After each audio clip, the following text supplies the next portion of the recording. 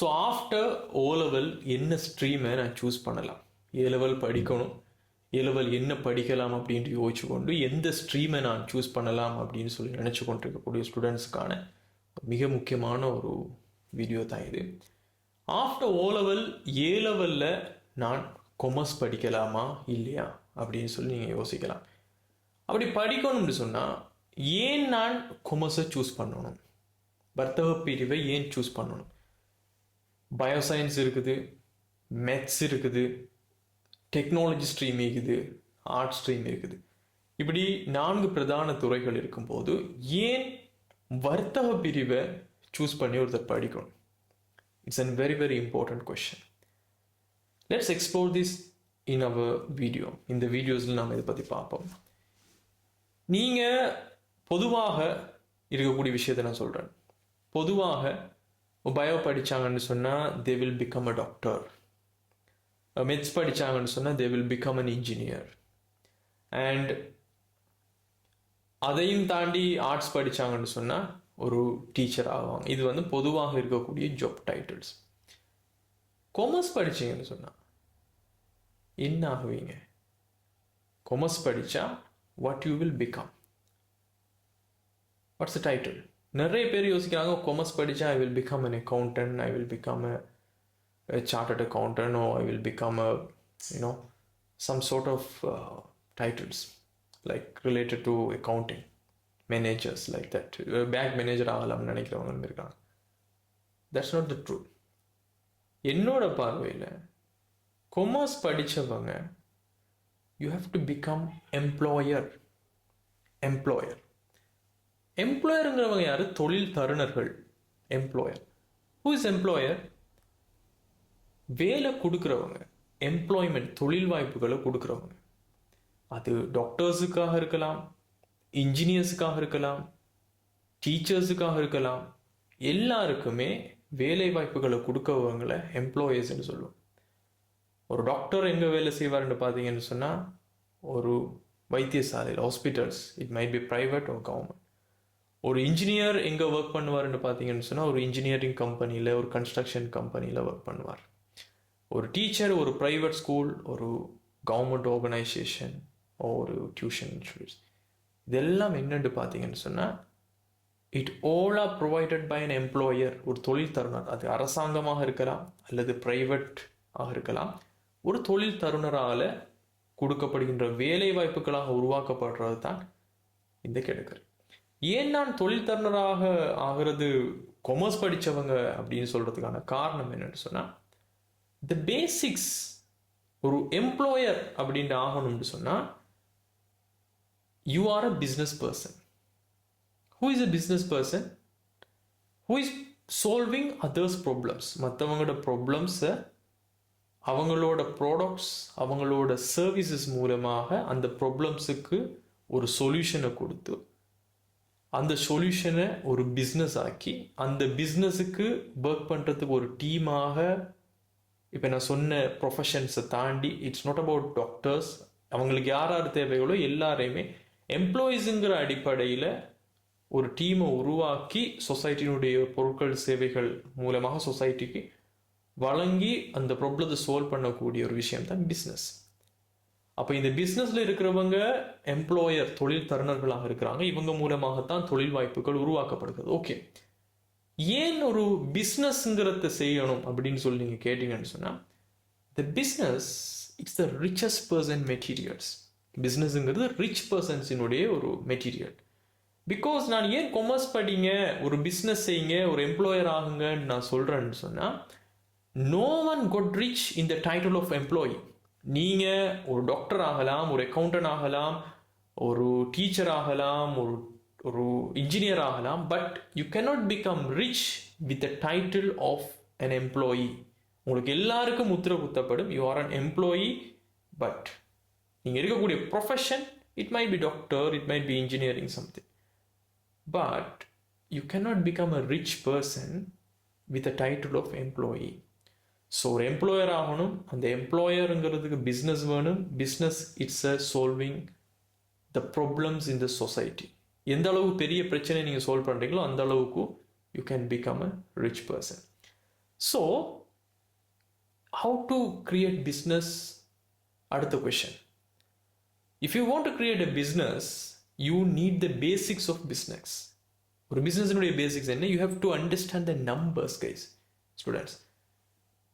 Numbers in the sense பிஸ்னஸில் ரெவென்யூங்கிறது என்ன, காஸ்ட்டுங்கிறது என்ன, என்னென்ன எக்ஸ்பென்சஸ் வரும், how we can create business, how we can create customers, how we can create a product or service that is in the demand in the market, right? ஒரு பொருளை எப்படி உருவாக்கலாம், ஒரு சேவையை எப்படி உருவாக்கலாம், ஒரு கஸ்டமர்ஸை எப்படி உருவாக்கலாம், ஒரு ரெவென்யூங்கிற நம்பர் எப்படி கொண்டு வரலாம், ப்ராஃபிட்டுங்கிறது என்ன, எக்ஸ்பென்சஸ் செலவுகள் அப்படின்னு சொல்லக்கூடியது என்ன, ஒரு பிராண்டிங் எப்படி நம்ம உருவாக்கலாம், நமக்குன்னு சொல்லி ஒரு கம்பெனி, நமக்குன்னு சொல்லி எம்ப்ளாயீஸ், நமக்குன்னு சொல்லி ஒரு மார்க்கெட்டிங் டீம், நம்மளோட பொருளை சேவை எப்படி கஸ்டமர்ஸ்ட்டை கொண்டு போய் டிஸ்ட்ரிபியூட் பண்ணப்படும், how we are creating our personal brands.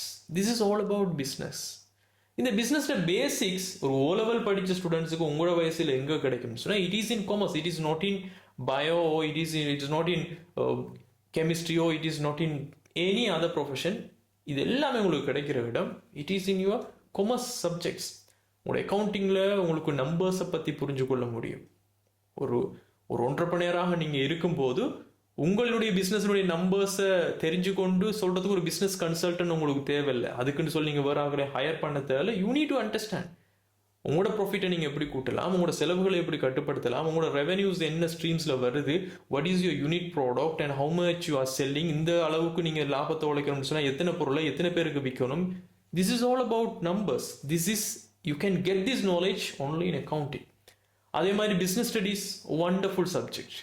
ஒரு பிஸ்னஸ்ங்கிறது என்ன, ஒரு ப்ராடக்ட்ஸ்ங்கிறது என்ன, how we can do marketing, branding, customers, suppliers, stakeholders, so much wonderful things you can learn in business.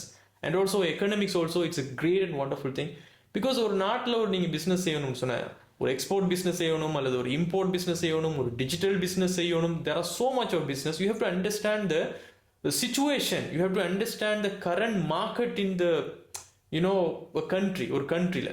அப்போது the economics will help you. உங்களுக்கு பொருளியல் வந்து அது உண்மைக்கும் சரியாக படிப்பிக்கப்படுறது it's a wonderful subject. So இந்த basics, how to create a பிஸ்னஸுக்கான பேசிக்ஸ், ஒரு எம்ப்ளாயர் மைண்ட் செட்டை உங்களை உருவாக்கும் எங்கன்னு சொன்னால் it is in the commerce related subject. So இதில் இப்போ நிறைய பேர் சொல்லலாம், சார் கொமர்ஸ் வந்து நீங்கள் படித்து வெறுத்து போச்சு அப்படி இப்படின்னு கூட சின்ன கொஞ்சம் மேலவல் எழுதினவங்க அப்படிங்கிறவங்க அவங்க ஏன் அப்படி பேசுகிறாங்கன்னு சொன்னால், students commerce is a hard one, commerce is சம்திங்னு சொல்லி ஒரு பேட் நெகட்டிவ் ரிவ்யூஸ் கொடுக்குறவங்களுக்கான காரணம்னு சொன்னால், they are seeing commerce is a exam material. அதை ஒரு எக்ஸாமுக்கு படிக்கக்கூடிய ஒரு பாடமாக அக்கௌண்ட்ஸையோ எக்கனாமிக்ஸையோ பிஸ்னஸ் ஸ்டடீஸையோ எக்ஸாமுக்கு படிக்கக்கூடிய ஒரு மெட்டீரியலாக நீங்கள் படிச்சீங்கன்னு சொன்னால், no, it's not going to work out. நீங்கள் அப்படி இதை படிச்சிங்கன்னு சொன்னால் it is just a chemistry subject, it is a physics subject, அது மாதிரியான ஒரு சப்ஜெக்ட் மாதிரி தான் இது அமைஞ்சிடும். பட் உன்னோட மைண்டில் இங்கே இருக்கணும், I am going to build a business, I am going to become an employer, I am going to create my branding, my team, நான் என்னோட சாம்ராஜ்யத்தை உருவாக்கணும், அதுக்கான பேசிக் தான் நான் இப்போ படித்து கொண்டிருக்கிறேன். You have to think about this. Students, நான் வந்து ஏஐடி சிஏ வந்து லெக்சர் கொடுக்குறேன். நான் ஏஐடியில் எக்கனாமிக்ஸ் படிப்பிக்கிறேன், பிஸ்னஸ் ஸ்டடீஸ் நான் பிஸ்னஸ் என்வாயர்மெண்ட் படிப்பிச்சிருக்கிறேன், ஃபைனான்ஷியல் அக்கௌண்டிங் நான் படிப்பிக்கிறேன், ரைட், பிஸ்னஸ் மேத்தமெட்டிக்ஸ் நான் படிப்பிக்கிறேன், அட்வான்ஸ் ஃபைனான்ஷியல் காஸ்டிங் நான் படிப்பிக்கிறேன், ரைட், இன்ஃபர்மேஷன் சிஸ்டம் ஐடி சம்மந்தப்பட்ட விஷயங்கள், business law, right, and also advance financial reporting, management accounting, audit subject, tax subject.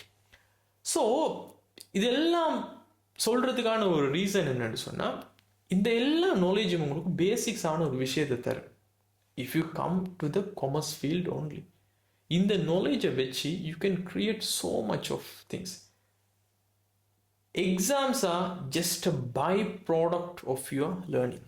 எக்ஸாம்ஸுக்கு படிக்காதீங்க, exam is a by product of your learning or by product of your building business or building the knowledge for the businessல exam is just a by product உங்களோட காமர்ஸை பொறுத்தவரை. But is by ப்ராடக்ட்னு கேட்டிங்கடா, சிம்பிளாக நீங்கள் உங்களோட டேர்ம்ஸில் நம்ம சொல்ல போனோம்னு சொன்னால், இப்போ எக்ரிகல்ச்சர் நம்ம நாட்டுக்கு புதுசு இல்லை, ஸோ எக்ரிகல்ச்சர் எல்லாருக்குமே தெரியும். சிம்பிளாக நீங்கள் வயல் வந்துட்டு நம்ம அறுவடை செஞ்சுட்டு நெல் எடுத்துட்டு வந்து நீங்க அரிசி ஆக்குறதுக்கு தான் நீங்க முயற்சி செஞ்சுட்டு இருப்பீங்க, அதுக்காக தான் உங்களோட ப்ராசஸ் போகும். பட் உங்களுக்கு ஒரு பை ப்ராடக்டா உங்களுக்கு உமி கிடைக்கும், உங்களுக்கு தவிடு கிடைக்கும். பட் அது உங்களோட நோக்கம் இல்லை, பட் அது உங்களுக்கு கிடைக்கும். அது மாதிரி தான் இந்த கொமர்ஸை பொறுத்த வரைக்கும் நீங்க அக்கௌண்டிங், எக்கனாமிக், பிசினஸ் ஸ்டடிஸ் படிக்கிறது, it's to build your business. That is your main thing. உங்களோட பிசினஸுக்கு உருவாக்குறதுக்கான ஒரு அடிப்படையை தரக்கூடிய விஷயம். That is the main focus.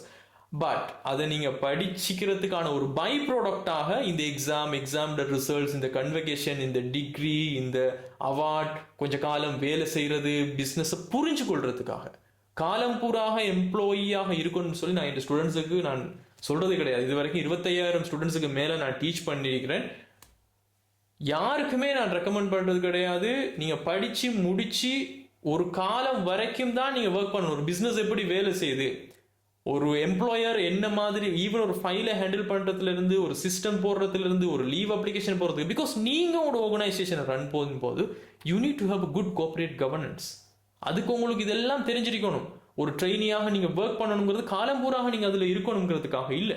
நீங்க அதுல ஒர்க் பண்ணும்போது தான் ஒரு சிஸ்டமேட்டிக்காக ஒரு டீமை எப்படி ரன் பண்ண முடியும், ஒரு டீமுக்குள்ள என்ன பிரச்சனை வரும், அதை எப்படி சுமூகமாக தீர்த்து கொள்ள முடியும், ஏன் ஒரு மேனேஜருங்கிறவர் முக்கியம், எல்லா வேலைகளையும் நம்மளால ஹேண்டில் பண்ண முடியாதுங்கிறதுக்கான காரணம் என்ன, நாம ஒரு ஓனராக நம்ம இருக்கணும், ஒரு எம்ப்ளாயராக இருக்கணும்னு சொன்னா அதுல இருக்கக்கூடிய ரிஸ்க் என்ன, ஒரு பிசினஸ் ஏன் ஒரு அன்லிமிட்டெட் ப்ராஃபிட்டை ஜென்ரேட் பண்ணுது, நீங்க கண்ணால பார்க்கணும். How much millions and billions in the revenue in numbers, right? அவங்களோட இன்கம் ஸ்டேட்மெண்ட்டை டச் பண்ணி நீங்களா ப்ரிப்பேர் பண்ணும்போது யூ வில் ரியலைஸ் உங்களோட சேலரிங்கிறது அவங்களோட ப்ராஃபிட்ல, அவங்களோட டேர்ன் ஓவர்ல எத்தனை பெர்சன்டேஜ், 0.000% வந்து நிக்கிறத கண்ணால பார்த்தா தான் you will understand the power of the business, right? You will understand why 1% people only succeed. அவங்க எல்லாருக்கும் ஏன் மற்ற பீப்புள் வந்துட்டும் வேலை செய்கிறாங்க, இந்த ரெட் ரேஸ்ல இருந்து நாம ஏன் விலகணுங்கிறதுக்கான காரணம் உங்களுக்கு யங் ஏஜ்ல புரியும். ஸோ ஸ்டூடெண்ட்ஸ், நீங்க ஒரு ஓ லெவலுக்கு எழுதிட்டு இருக்கீங்க, your age is the very very powerful thing. இப்போ இருக்கிறதுல ரொம்ப ரொம்ப உங்கள்கிட்ட இருக்கிறது ரொம்ப ரொம்ப முக்கியமானது, மற்றவங்ககிட்ட இல்லாதது உங்களோட டைமும் உங்களோட வயசும் தான். இந்த வயசுல நீங்க சரியான முடிவெடுத்து சரியான ட்ரக்ல போனீங்கன்னு சொன்னா உங்களுடைய 28, 29 வயசுல உங்களுடைய சாம்ராஜ்யம், உங்களுக்கான ஆயிரக்கணக்கான கஸ்டமர்ஸ், உங்களோட தலைமுறைக்கும் நீங்க அடுத்ததாக என்ன செய்யணுங்கிறத நிர்ணயிச்சு வச்சுட்டு போகக்கூடிய ஒருத்தரா இருப்பீங்க. இல்லையா, தட்ஸ் இட். அது உங்களோட பாதை, உங்களோட லைஃப் ஸ்டைல் எப்படி இருக்கும்னு சொல்லி உங்களுக்கு தான். அதுக்காக நான் மற்ற ஸ்ட்ரீம்ஸ் எல்லாம் கூடாதுன்னு கிடையாது. எல்லா ஸ்ட்ரீம்ஸும், even you can become a doctor, but டாக்டராகி ஒருத்தவங்களுக்கு வேலை செய்யணும்னு யோசிக்காதீங்க. டாக்டராகி நான் ஒரு பிரைவேட் ஹாஸ்பிட்டலில் செஞ்சு நான் மேனேஜ் பண்ணுவேன்னு சொல்லி யோசிங்க. ஒரு இன்ஜினியராகி ஒரு கன்ஸ்ட்ரக்ஷன் கம்பெனியில் வேலை செய்ய வேண்டி யோசிக்காதீங்க.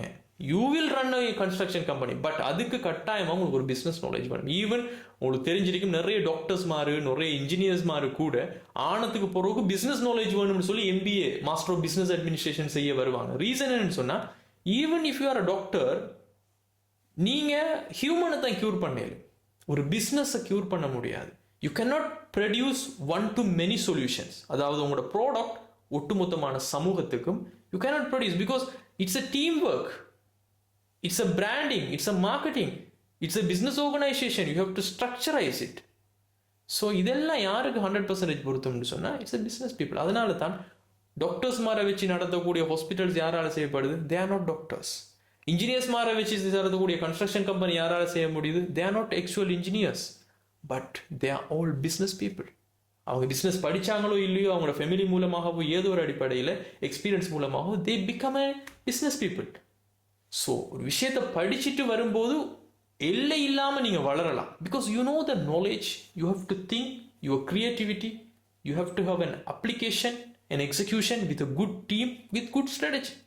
அது எங்கே முழுக்க உருவாகும்னா கொமர்ஸ் படிக்கிறவங்களால் அதை உருவாக்க முடியும் நம்புகிறேன். ஏன்னா அந்த விஷயங்களை நீங்கள் படித்து உங்களுடைய பிஸ்னஸுக்காக அப்ளை பண்ணணும்னு நீங்கள் நினச்சி படிக்கும்போது அது வேறு லெவலில் சக்ஸஸ் ஆகும் students. It's my personal experience also. I am recommending you to go for commerce world, to become a rich person, to create a business, to become an employer. உங்களோட சாம்ராஜ்யத்தை நீங்கள் இந்த ஒரு 10 வருஷத்தில் உருவாக்கணும்னு சொன்னேன். ஸோ இந்த வீடியோட ஸ்டூடெண்ட்ஸ், நான் இது சம்மந்தமாக மேலதிகமாக ஒரே வீடியோவில் பேச முடியாது. I'm going to have webinar after O level ஸ்டூடெண்ட்ஸுக்காக, ஒரு வெபினார் ஏன் கொமர்ஸ் எடுக்கணுங்கிறதுக்காக ஒரு 1 hour ஃபுல்லாகவே அதனுடைய விளக்கத்தை சொல்கிற மாதிரியான ஒரு வெபினார் அரேஞ்ச் பண்ணிக்கிறேன். ஸோ இந்த வீடியோ பார்த்துட்டு இருக்கிறீங்க, இது யூடியூப்ல பார்த்துட்டு இருக்கிறீங்கன்னு சொன்னால் யூடியூப்ல ஃபர்ஸ்ட் கமெண்ட் அல்லது டிஸ்கிரிப்ஷனில் ஃபார்மில் அந்த வெபினாரில் ரெஜிஸ்டர் பண்ணுறதுக்காக நான் போட்டிக்கிறேன். அதில் நேம் வாட்ஸ்அப்பை போடுங்க, அல்லது கீழுக்கே உங்களுக்கு நேம் வாட்ஸ்அப்பை போடுறதுக்கான ஃபார்ம்ஸ் இருக்கும், போட்டுக்கொள்ளுங்க. I will send you the zoom link வெபினாருக்கானது. So let see you all of you in that webinar. இதில் நம்ம விரிவாக நம்ம பேசுவோம். then you can take your decisions ரொம்ப ரொம்ப டீப்பான ஒரு நாலேஜோட வெல் இன்ஃபார்ம் டிசிஷன்ஸ் ஆகும். Thank you all. See you in the next classes. Have a great day and see you in the next webinars. Thank you all. Bye. Thank you for your time. Have a great day.